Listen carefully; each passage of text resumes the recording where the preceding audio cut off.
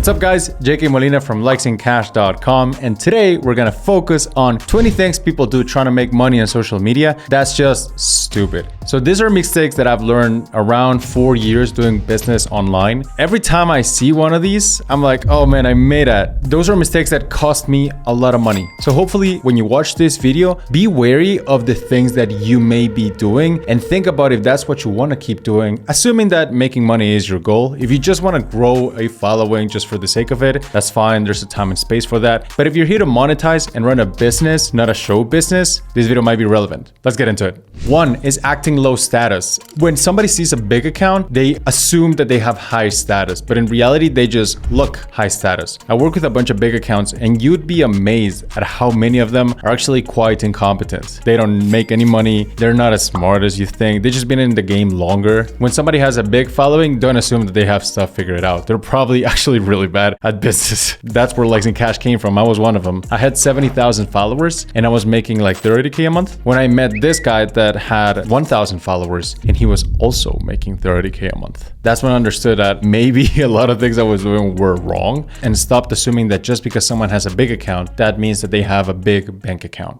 2 is putting peers over prospects. A lot of the social media seems small because the people are very loud. As in your peers, they have the biggest followings. You see them every time on the feed. It might seem like these guys control a lot, but in reality, the user base that you see is almost nothing compared to the user base that you can monetize. When we focus too much on impressing our peers, as in things that went viral or maybe one-time screenshots that you know you're not going to be able to repeat the next month, then that kind of messes you up because you shift your focus. You don't make the main thing the main thing. The main thing's not impressing your peers. The main thing is building your business. So when you focus on peers over prospects, and if you find yourself thinking more about peers than prospects, maybe you're doing it wrong. And it's something I did that I don't want you to make. 3, spending 3 months crafting an offer. Oh, this is big. So I will talk to people and I will ask them, how's it going? I'm just crafting my offer. And then at day 300, how's it going? Well, I'm still fine-tuning my offer. Bro, what are you doing? Crafting an offer takes a day and it's quite simple. Find a way to get people a dream outcome and then ask people if they want your help with it.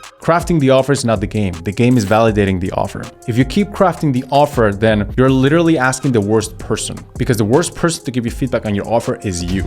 The best person to give you feedback on your offer are your prospects. So ask them, craft something that's good enough, and then DM people with it. You might be surprised at what may happen and how good your offer is now, and you may not know it. 4 is not selling lifestyle. And let me read you something that I told the coach because I think it's relevant for you. I don't want to see pictures of you at the gym. I want to see pictures of you out there living life. Go to the beach, ride a motorcycle, travel around with your girlfriend. You don't sell coaching, you sell a new life. That's something I told a fitness coach recently, and it could apply to anything because people don't want to know the little specifics, the little tactics. They want to know that they're on the right path. So when you give them what their life could look like if they listen to you, your chances of getting the sale improve. This is why the Lambos, the mansions, the flashy things, like they actually work because people want that. You might feel like my audience is smart. I don't want to insult their intelligence. You're not insulting their intelligence. You're showing them what they could get. You're applying to a different kind of brain. You don't want to apply to the logical brain. You want to apply to the emotional brain. And when you show them what their life could look like, they're actually more open to working with you. So sometimes you just have to play the game for what it is. Sell lifestyle, not tactics. 5 is scaling what's not working.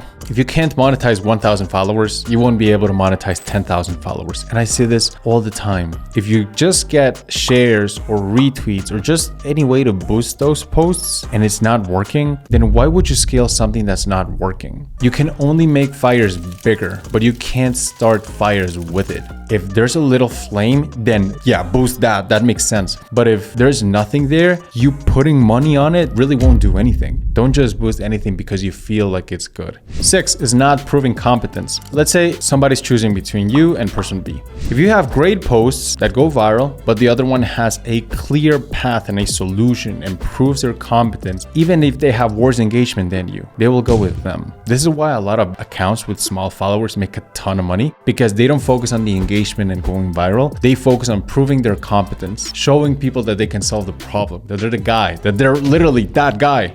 I was obsessed with going viral. Like if a post didn't get 100 likes, I was like into a minute depression. I thought, man, what's wrong with me? I'm falling off. Not really, because you realize that when you prove your competence, yes, a lot of people won't engage with it, but you will find that the people who engage with it are actually the right people. That's a trade you want to make. 7, you want everyone to buy. 99% of your audience is never going to buy from you anyway, and that is okay. That is fine. If you get caught up in the I need to monetize more of my audience, then that's playing the wrong game. The game is not in how do you get some money from the most amount of your followers. The game is in how do you get the most amount of money with some of your followers. Some people inside your followers are willing to pay way more. We're talking 10K, 25K, 50K. The game's in finding them, not trying to monetize everyone. 8, they measured the wrong things. Likes, retweets, comments, views, even revenue. But how much money are you taking home? How much is in your bank account? How much can you spend to buy the things that you want and the lifestyle you care about? That is the metric. That's what you should care about. But that's kind of a lag indicator. It takes a while. I understand that you may get impatient sometimes. I get it too. Because you see people who are going viral, they post big screenshots, and the only thought that comes to your mind at that point is, when is it my turn? And it's going to happen, but it's not going to happen if you keep focusing on the wrong metrics. Likes are cool, but likes ain't cash. Cash is what you take home, is what you actually want. That is the metric. 9 is being a copy. If it can be in somebody else's feed, it can't be in yours. I'm very big on trying to make my content uncopy pastable. I don't want anyone to be able to use my content. I want people to get used to the fact that what I post can only be posted by me. My story, my own takeaways, pictures of me. Because if it could be in somebody else's feed, I don't want it to be in mine. You're never gonna beat people in quantity, especially not with AI, but you can beat them in quality. You are your unique advantage. So why would you have something in your feed that could be in somebody else's? 10 is fish bait. Let's say you only work with people who make $10,000 a month. If you sent out a post on a guide on how to get to $10,000 a month, it might go viral, but you're attracting a bunch of fish because the people above 10K a month would not be interested in that. Better topics would be how to go from 10K to 30K a month, how to hire an executive assistant, what to do with your taxes, how to reduce Stripe fees. Those are better topics for people at that level. 11, I'm gonna ask you a question and I'm gonna give you 3 seconds to think of the answer. If you don't know the answer, then this is probably a mistake. Why should people choose you over your competition? Boom, done. If you can't answer that, then that's a huge fucking problem, mate. Like, you gotta fix that. If you don't know the answer to that, how are your followers supposed to know the answer to that? 12 is not playing the game for what it is. We feel like we should educate our prospects because if we're not educating or giving value to our prospects, then we're insulting them. We're insulting their intelligence. Yes and no. Even your prospects need to be entertained. When you hop on your phone, when you go on social media, do you actually want to be educated or are you just killing time? We feel like we should include 90% education and 10% entertainment, whereas in reality, it's the other way around. It's 90% entertainment and 10% education. You may hate it, but that's just how the game is played. 13, giving too much value away. So I had 2 lead magnets that I wanted to test out. Lead magnet 1 was a full-on course in how to get dream outcome. Now, lead magnet B was just a 1-page checklist on what you need to do to get dream outcome. It was a 1-page. It wasn't like you could have read it in 2 minutes. The little 1-page thing beat the full-on course 6-1. If you could choose between giving away a lot of value and giving fast value, choose fast value because people are not interested in curing their illnesses as much as they are scratching their itches. So scratch people's itches. Don't give everything away. Just give the right amount of value away. 14 is pushing versus pulling. People push people too much towards as solution. My product is the best. Look at my clients. I treat every client great and you should totally work with me. That is pushing, and pushing increases resistance. They know what's going on. They know what you're trying to do. Whereas pulling is getting stuff from your product and letting people know about it. And then you ask them, do you want it? Pushing people towards a solution is like saying, here are all the benefits you're gonna get. Pulling people towards a solution is, here's the case study. Here are the steps that got them to that point. If you would like more, click here. Then you pull people in. It doesn't feel like a chore. It actually feels like a benefit. People want to do it. 15, you just look at the money. Just because a prospect has money doesn't mean they're qualified. There's so much more that goes into it. If you just look at people's money, then you're going to end up with either a bunch of anxiety because they're not going to be the right people, burned out because you just don't like them. Or if you run a community, you might attract a lot of people you don't want inside there. So if you have members that are just there because they have money and they don't have anything else to contribute, then that kind of hurts you long term because people won't want to stay. 16, you think about the algorithm. And this is not even worrying about the algorithm. This is thinking about the algorithm. The algorithm doesn't hate you. The algorithm doesn't care who you are. It goes up and down. Sometimes it'll be good to you, sometimes it'll be bad to you, and that's okay. It's not that thinking about the algorithm is wrong, it's that the opportunity cost is too high. The opportunity cost of worrying about the algorithm is all the attention you could have focused creating a better product, creating better content, learning a new skill. So when I think about the algorithm, I realize it's like I'm playing defense, where in reality, what you want to do is you want to play offense.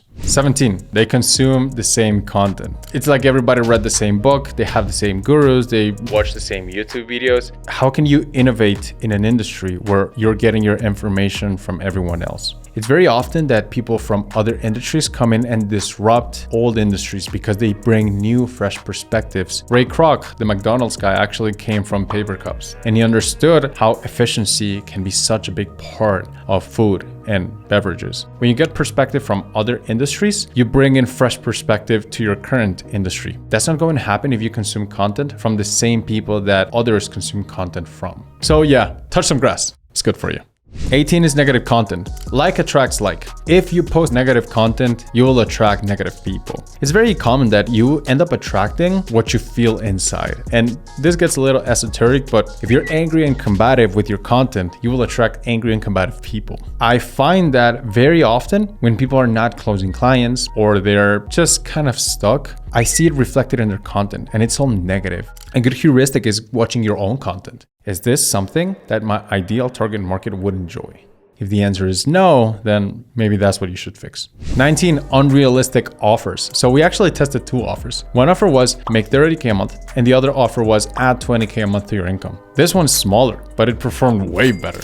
And the only conclusion I could arrive to was it's just more realistic. In a world where things get more and more unrealistic, people actually return to more realistic scenarios. People actually want more conservative offers because they get sick of all the false promises. If you're offering too much of an unrealistic offer, maybe making it more realistic can turn into you having an easier service to deliver and making more money. And 20 is not understanding what you are. You're not a content creator. You're a dopamine dealer. If you can give people a little hit with your content, then you're already ahead. Meaning don't give them the entire guide, give them the key. When you give those things, you give them dopamine. And when you give them a dopamine hit, they keep coming back. You're a dopamine dealer, and dopamine dealers make a lot of money. Thank you for watching. If you enjoyed, I would appreciate very much if you subscribed and liked the video. I know you hear this all the time from other people who make videos, but this shit actually helps. Like we looked at data, I'm like, oh, wow, like it really does help. So if you could do that, I'd appreciate it very much. And remember, likes and cash.